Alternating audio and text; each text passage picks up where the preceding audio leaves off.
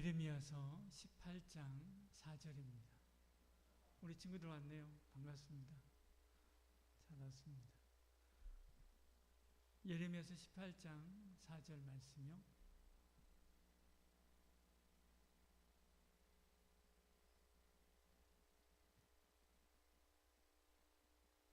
성역 구절이 안 적혀 있어요.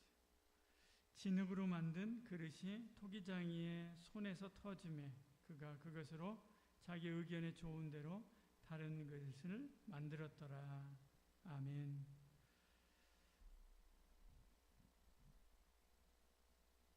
예레미야는 참 바르고 진지한 그런 사람이었죠. 성실하고 많은 사람의 사랑을 받는 그런 사람입니다. 그런데도 불구하고 그가 살아있는 동안에는 좋은 열매를 맺은 적이 거의 없지요. 그럼에도 불구하고 끝끝내 그 사역을 감당한다라고 하는 것은 정말 누구도 흉내낼 수 없는 믿음입니다. 그래서 그의 사역을 감당한 예레미야의 그 믿음이 정말 대단하다, 저는 그런 생각을 합니다. 이 예레미야의 MBTI는 뭘까요? 뭘 것 같습니까? 예?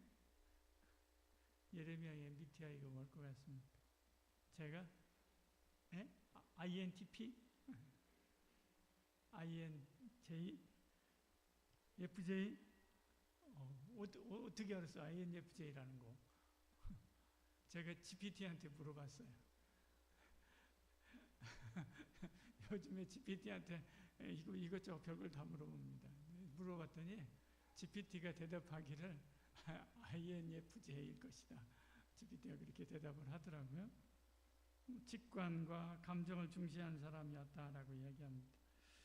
깊은 영적인 통찰력과 감정적인 이해력을 가지고 있었고요.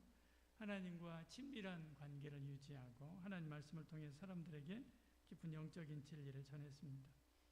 이스라엘 백성의 죄와 심판에 대해서 슬퍼하며 감정적으로 그들과 공감했습니다. 그러면서도 내향적인 사람이었고요. 종종 외로움 속에서도 하나님의 메시지를 전했죠. 많은 사람에게 외면당하고 박해를 받으며 고독한 길을 걸었습니다.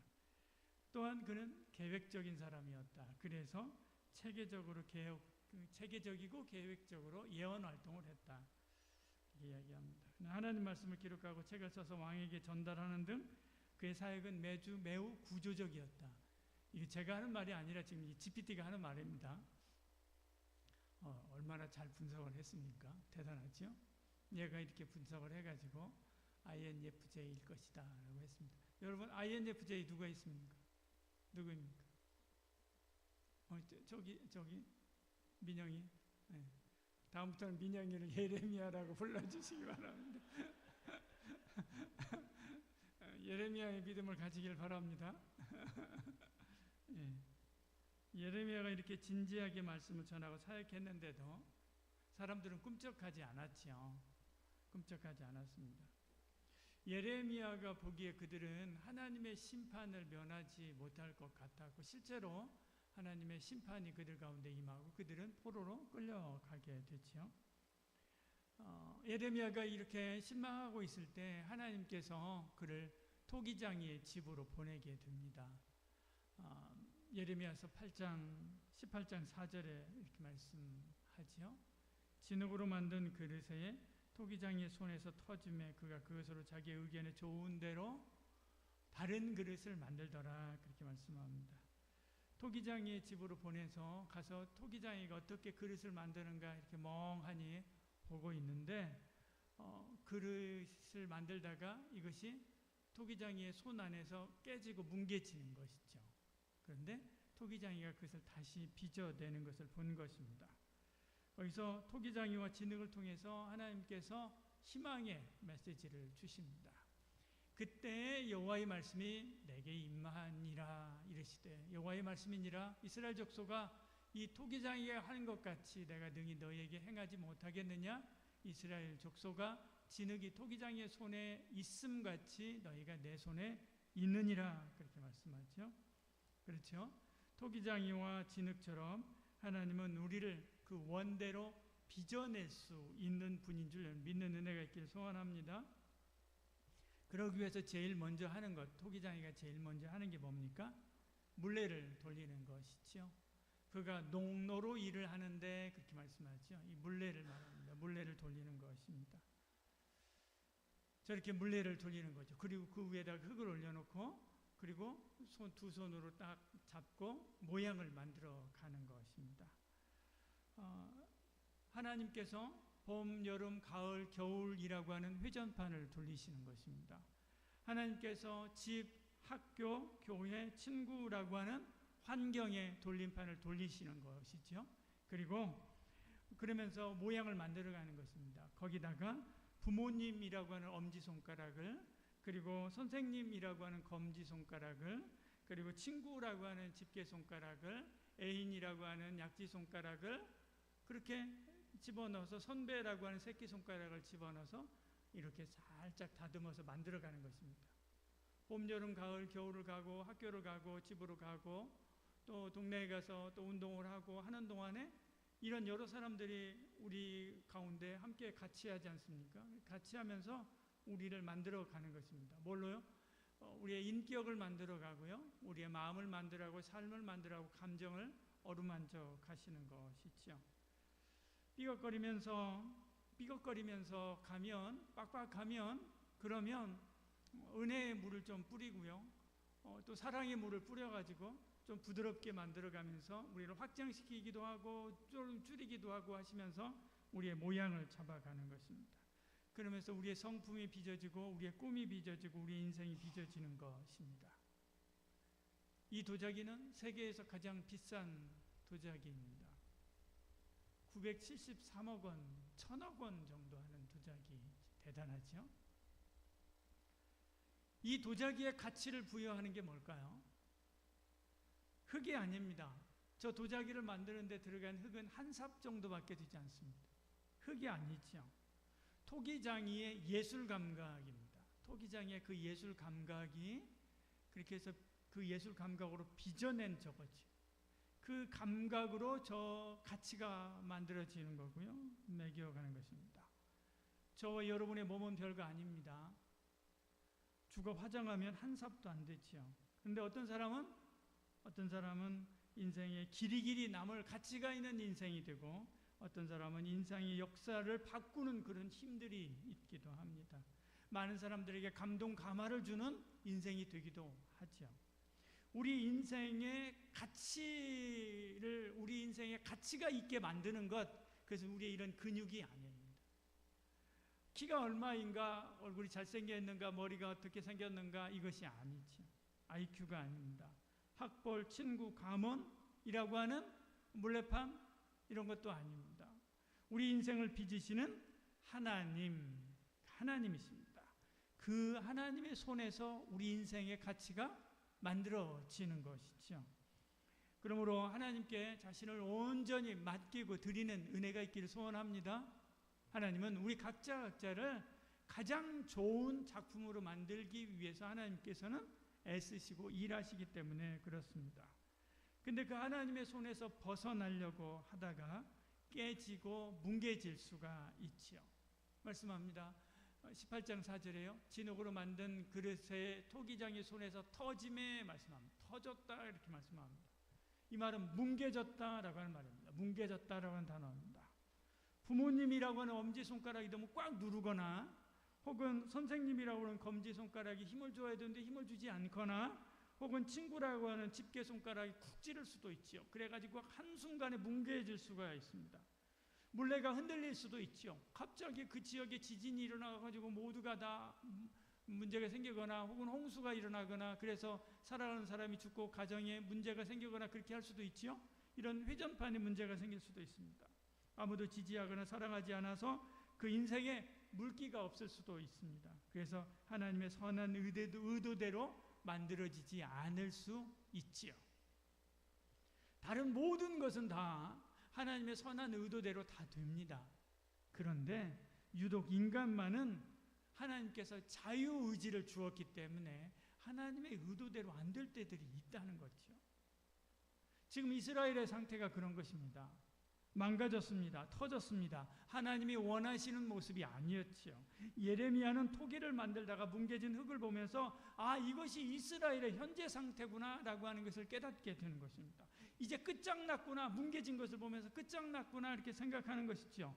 우리도 그럴 때가 있습니다. 우리 인생이 망가질 때가 있죠. 어떤 때는 환경 때문에, 어떤 때는 주변 사람 때문에, 어떤 때는 나의 잘못 때문에 망가져 버립니다. 더는 복구하기 힘들 정도로 망가져 버리고 이제는 끝장났구나 라고 생각할 때가 있습니다. 그러면서 절망할 때가 있죠. 그런데 토기장이는 눈 하나 꿈쩍하지 않고 흙을 다시 주무르기 시작합니다. 그리고 물레에 올려놓습니다. 그리고 다시 빚기 시작하는 것이죠. 다시 그릇을 만들기 시작하는 것입니다. 처음 구상했던 것만큼이나 멋진 토기를 다시 빚어내기 시작하는 것이죠. 모세가 처음 바로의 왕궁이라고 하는 물레판, 그 물레판 안에서 빚어졌지만 사람을 죽이고 망가져서 도망치게 되지 않습니까? 하나님은 그를 다시 주워다가 광야에서 다시 그를 빚기 시작합니다. 그리고 이스라엘의 지도자로 세우시는 것을 보지요. 야곱이 이삭과 리브가 가정에서, 그 가정이라고 하는 그 물레판에서 만들어지다가 사기꾼, 속이는 자가 됐습니다. 그래서 그 가정에서 퇴출되지 않습니까? 망가진 거예요. 퇴출된 것입니다. 그는 버려졌습니다. 그러나 하나님의 그를 바단 아람에서 다시 빚기 시작하는 것이지요. 그리고 사기꾼 야곱을 이스라엘로 다시 만들기 시작하는 것입니다. 아브라함이 갈대아 우르라고 하는 물레판에서 망가졌습니다. 부모를 잃고 조카와 롯과 함께 자녀도 없이 떠도는 신세가 되었습니다. 그러나 하나님은 그를 다시 불러냅니다. 그리고 아브라함, 믿음의 조상으로 다시 가나안이라고 하는 물레판에다가 올려놓고 다시 거기서 아브라함이라고 하는 사람으로 빚어내기 시작하는 것이죠. 성경에 이런 반전의 사례들은 수없이 많이 있습니다. 여러분이 살다 보면 어떤 때 그럴 때가 있습니다. 난 실패했어. 난 더 이상 어떻게 할 수가 없구나 라고 생각하면서 포기하고 내 인생은 완전히 망가졌어. 다시는 복구가 안 돼 라고 생각할 그런 때가 찾아올 수도 있습니다.